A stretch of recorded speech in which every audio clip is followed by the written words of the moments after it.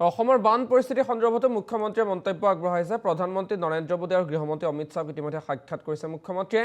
বান পীড়িত লোকক সৰ্বতো প্ৰকাৰৰ সহায় কৰিব কেন্দ্ৰই। অসম, নাগালেণ্ড, ম্যানমাৰত হোৱা অত্যধিক বৰষুণৰ বাবে উজনিত জলপ্ৰলয় হ'ল আৰু বানপানীৰ সমস্যাৰ বিষয়ে নহয়, সমাধানৰ বিষয়ে আলোচনা কৰক বুলি মন্তব্য মুখ্যমন্ত্ৰী। অসমত বানপানী সদায় হয় আৰু বানপানী হোৱাৰ পিছত তাৰ ওপৰত এতিয়া নেপালত আজি বানপানী হৈছে। এতিয়া এইটোতো ক্ৰিমিনেল একশ্যন নহয় যে তাত এটা CBI ইনকুৱাৰী হ'ব। গতিকে সাধাৰণভাৱে আমাৰ যিসকল পণ্ডিত তেওঁলোকে কৈছে যে ম্যানমাৰ, নাগালেণ্ড আৰু অসমত একেলগে বৰষুণ দিছিলে আৰু তাৰ কাৰণে বান পৰিস্থিতি সৃষ্টি হৈছিলে। সেইটো হ'ল তাৎক্ষণিক এটা প্ৰতিক্ৰিয়া বা তাৎক্ষণিক এটা বৌদ্ধিক অভিব্যক্তি। এতিয়া আমাৰ ইউনিভাৰ্চিটি ল'ৰা ছোৱালীবিলাকে বা আমাৰ পণ্ডিতসকলে বা প্ৰফেচাৰসকলে বা যিসকল জিঅ'লজিষ্ট বা যিসকলে বতৰ বিজ্ঞানৰ তেওঁলোকে এতিয়া ষ্টাডি কৰিব, তেওঁলোকে চৰকাৰক ক'ব যে বানপানীটো কিয় হৈছে। এতিয়া আমি ৰাজনীতি কৰা মানুহবিলাকে যদি ক'ব যাওঁ বানপানী কিয় হৈছে, পঢ়ি থৈছোঁ পলিটিকেল চায়েন্স আৰু আমি ক'ম বানপানী কিয় হৈছে, দুটাটো নিমিলিব। গতিকে তাৎক্ষণিক যিখিনি আমাক প্ৰতিবেদন দিছে যে মেট্ৰলজিকেল বা যিটো ইয়াৰ লগত জড়িত বতৰ বিজ্ঞান, তেওঁলোকে কৈছে যে ম্যানমাৰ, নাগালেণ্ড আৰু অসমত একেলগে পানী হোৱাৰ কাৰণে দিখৌ নদী উফন্দিলে, ভাঙিলে। এইটো হ'ল তাৎক্ষণিক এটা ৰিয়েকশ্যন।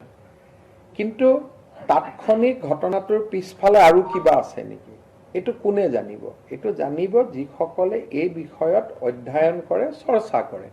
গতিকে বানপানী হোৱাৰ পিছত এতিয়া একাডেমিচিয়ানসকলে তাত যাব, চাব, তেওঁলোকে এটা চাইণ্টিফিক প্ৰতিবেদন দিব যে এইটো কাৰণে বানপানীটো হৈছিলে, আপোনালোকে ইয়াৰ ভৱিষ্যতে এইখিনি কাম আপোনালোকে কৰক যাতে আৰু বানপানী নহয়। ছেপ্টেম্বৰ মাহৰ ভিতৰত আমাৰ এখন তালিকা আহিব, যিখন 2টা প্ৰকাৰৰ শিক্ষকসকলে প্ৰস্তুত কৰি ওলোৱা তালিকা। তাৰ পিছত যদি কোনোবা মানুহে কয় যে নহয় মোৰ এতিয়াও আপত্তি আছে, তেতিয়া আমি আৰু তদন্ত কৰিব পঠাম। এই 3টা স্তৰত জৰীপ হোৱাৰ পিছত মই ভাবোঁ যে পূজাৰ আগে আগে আমাৰ হাতত লিষ্টখন পৰিব আৰু তাৰপিছত আমি তেতিয়ালৈকে মই দিল্লীৰ পৰাও পইচাখিনি পাই যাম। অসমৰ বান পৰিস্থিতি সন্দৰ্ভত মুখ্যমন্ত্ৰীয়ে মন্তব্য আগবঢ়াইছে। প্ৰধানমন্ত্ৰী নৰেন্দ্ৰ মোদী আৰু গৃহমন্ত্ৰী অমিত শ্বাহক ইতিমধ্যে সাক্ষাৎ কৰিছে মুখ্যমন্ত্ৰীয়ে। বান পীড়িত লোকক সৰ্বতো প্ৰকাৰৰ সহায় কৰিব কেন্দ্ৰই। অসম, নাগালেণ্ড, ম্যানমাৰত হোৱা অত্যধিক বৰষুণৰ বাবে উজনিত জলপ্ৰলয় হ'ল আৰু বানপানীৰ সমস্যাৰ বিষয়ে নহয়, সমাধানৰ বিষয়ে আলোচনা কৰক বুলি মন্তব্য মুখ্যমন্ত্ৰী। অসমত বানপানী সদায় হয় আৰু বানপানী হোৱাৰ পিছত তাৰ ওপৰত এতিয়া নেপালত আজি বানপানী হৈছে। এতিয়া এইটোতো ক্ৰিমিনেল একশ্যন নহয় যে তাত এটা CBI ইনকুৱাৰী হ'ব। গতিকে সাধাৰণভাৱে আমাৰ যিসকল পণ্ডিত তেওঁলোকে কৈছে যে ম্যানমাৰ, নাগালেণ্ড আৰু অসমত একেলগে বৰষুণ দিছিলে আৰু তাৰ কাৰণে বান পৰিস্থিতি সৃষ্টি হৈছিলে। সেইটো হ'ল তাৎক্ষণিক এটা প্ৰতিক্ৰিয়া বা তাৎক্ষণিক এটা বৌদ্ধিক অভিব্যক্তি। এতিয়া আমাৰ ইউনিভাৰ্চিটি ল'ৰা ছোৱালীবিলাকে বা আমাৰ পণ্ডিতসকলে বা প্ৰফেচাৰসকলে বা যিসকল জিঅ'লজিষ্ট বা যিসকলে বতৰ বিজ্ঞানৰ তেওঁলোকে এতিয়া ষ্টাডি কৰিব, তেওঁলোকে চৰকাৰক ক'ব যে বানপানীটো কিয় হৈছে। এতিয়া আমি ৰাজনীতি কৰা মানুহবিলাকে যদি ক'ব যাওঁ বানপানী কিয় হৈছে, পঢ়ি থৈছোঁ পলিটিকেল চায়েন্স আৰু আমি ক'ম বানপানী কিয় হৈছে, দুটাটো নিমিলিব। গতিকে তাৎক্ষণিক যিখিনি আমাক প্ৰতিবেদন দিছে যে মেট্ৰলজিকেল বা যিটো ইয়াৰ লগত জড়িত বতৰ বিজ্ঞান, তেওঁলোকে কৈছে যে ম্যানমাৰ, নাগালেণ্ড আৰু অসমত একেলগে পানী হোৱাৰ কাৰণে দিখৌ নদী উফন্দিলে, ভাঙিলে। এইটো হ'ল তাৎক্ষণিক এটা ৰিয়েকশ্যন।